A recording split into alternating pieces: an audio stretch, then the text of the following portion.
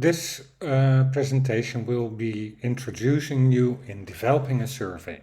So the first thing you need to know is to define what you need to know, and then how do we get an answer to this based on the research question and or the hypothesis. The first thing we need to know is, of course, the research topic. So what am I researching? The research questions and hypothesis coming from there, and in this research question or hypothesis we often have concepts. So how are these concepts involved, and how do we measure the different concepts and make sure they're both valid and reliable? How can we prove or disprove the hypothesis with the setup we have chosen? So we need to conceptualize our survey. This is what we're going to do today. To make it more clear to you, we will use an example case. The impact of corporate reputation on brand attitude and purchase intention. So, a corporate reputation might have an impact on the attitude people have towards a brand of that corporation, and therefore also on the purchase intention of the customers towards that brand.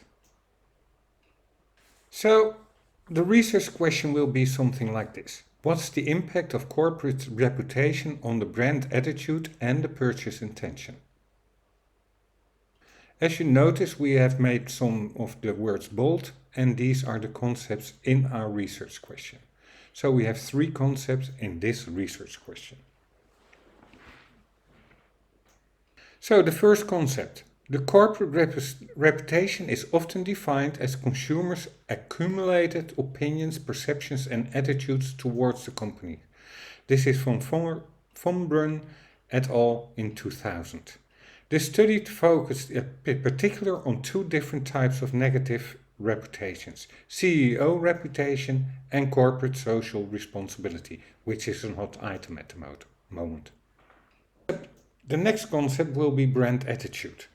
These are the current ideas, beliefs and associations that the customer has towards a brand and or a product. Brand attitude is both what customers think and how strongly they feel. They may be completely familiar with your product, but may have an unfavorable or at best neutral attitude towards this brand. To measure a brand attitude and its strengths, we need to have a representative set of prospective customers rate how much they agree or disagree towards a number of statements that go often from general to specific. We will see some examples later on. Last but not least, the concept purchase intention. And this is, for instance, the sum of total of cognitive, affective and behavioral towards adoption or the willingness of a customer to buy a product or a service. There are many other definitions and they're all closely related. You need to choose one of them later on.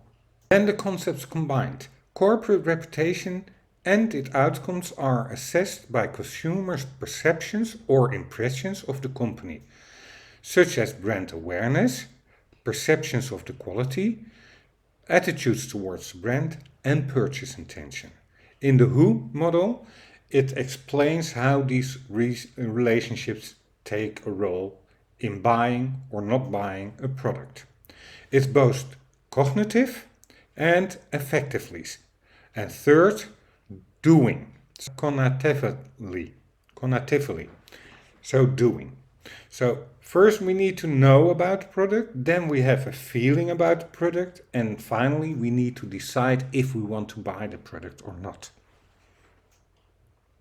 In our minds, we think there is a certain way we buy a product. We observe a product, then we like it or dislike it, and if we dislike it, we don't buy it. If we like it, we buy it. This is actually too simple. So this model is not reflecting the real steps we take to buy something. Actually, the model is more extensive. So this is an example of the WHO model. And as you can see, there are many aspects that play a role in this buying behavior. So we have predefined settings, we have our surroundings, we have some different things which involve purchasing a product. So this product purchase process is very complex and there's a lot of elements play a role. So this is the complete process. Of course, if I'm buying something like a sandwich in a shop, it will be less complex than when I'm buying a car or a new computer. So when we go back to our example, they came up with several hypotheses. So consumers' brand awareness and perceived quality of a product will have a significant influence on their attitude towards a brand. Consumers' brand awareness and perceived quality of a product will have a significant influence on their purchase intention. Consumers' attitude towards brand will have a significant influence on their purchase intention. A company's negative reputation will have a significant effect on consumers' attitude toward the company. A company's negative reputation will have a significant effect on consumers' purchase intention. From this research question and the hypothesis to a model. So on the left-hand side, you see the model, and what you see is the customer's brand awareness and the perceived quality, and it's influenced by the brand attitude and the reputation of the owner. And intervening variables are, of course, corporate social responsibility and the CEO reputation. So these intertwine, so they have an effect on your brand attitude and on your purchase intention. On the right hand side, you will see the final purchase intention and the final brand attitude. So we want to find out if these reputations have an effect on the final purchase intention. So what was our first purchase intention? Then we show something, and then we measure the last purchase intention. So there are two moderating variables in this model.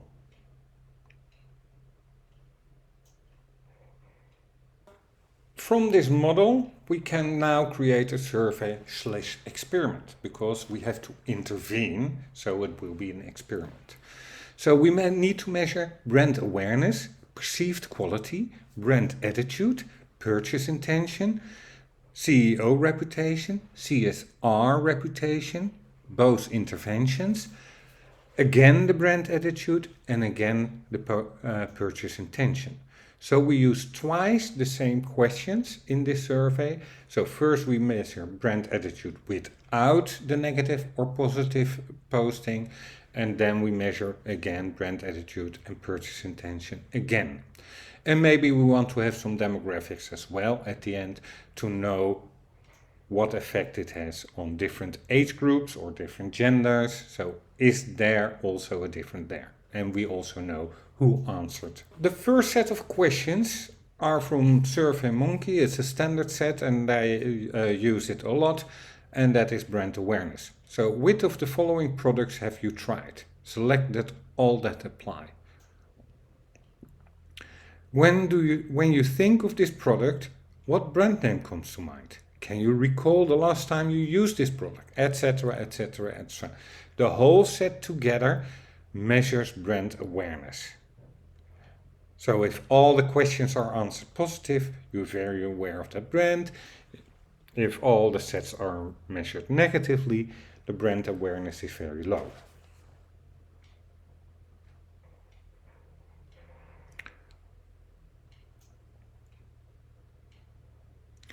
Perceived quality. So question set 3. Rank your product, brand on the following aspects, a 5-point scale. Performance, features, conformity with specifications, reliability, durability, serviceability, and fit and finish. All on a 5-point scale. Together, you measure perceived quality. So if the performance is great, the features are high, it follows all the specifications, it's very reliable, it's very durable, it's very serviceable, and it looks very nice, fit and finish, then it has a high quality. If you score low on all these elements, then it is a low quality.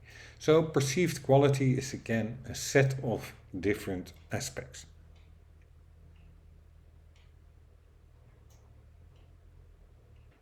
The next set, brand attitude.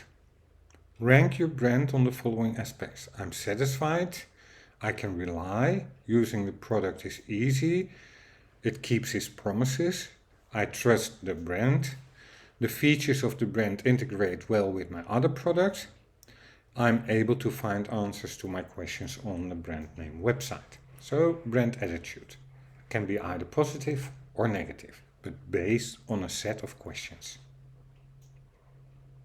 Set questions is purchase intention. So also a set of questions, and these questions together measure if you want to buy a product or not, if you have the intention to buy a product. We now have set the whole setting for our basic information. The next step is to moderate, to see if brand attitude and purchase intentions are influenced by a negative or positive article. So on the next slide, I have an example of how to do that.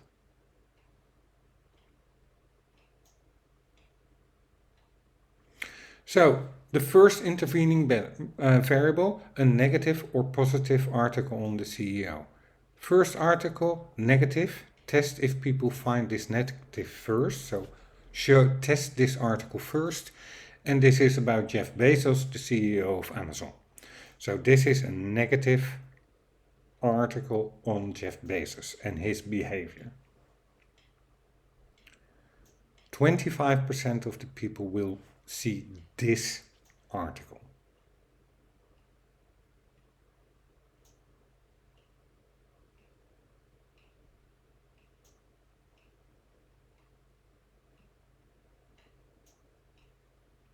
Then a more positive article of Jeff Bezos, and again 25% of the people will see this article.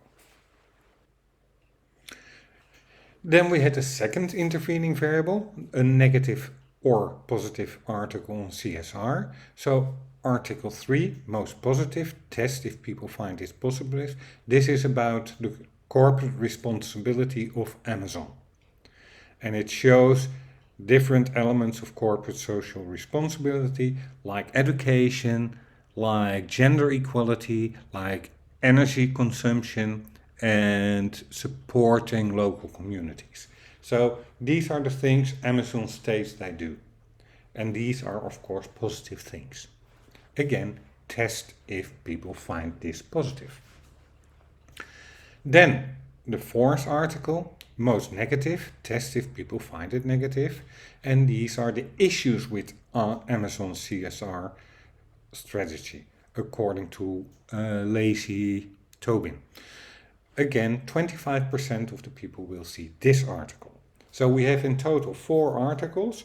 We split our survey population into 4 different groups, and they randomly get Article 1, Article 2, Article 3, Article 4.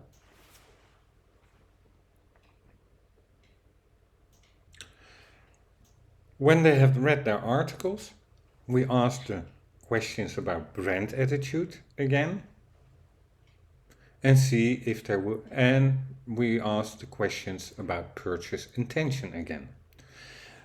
Both these elements will be tested and compared between before and after. And then demographic question set 7. So gender, age, general shopping behavior, income, social status, education, etc. Anything you think might be important. This was the last slide.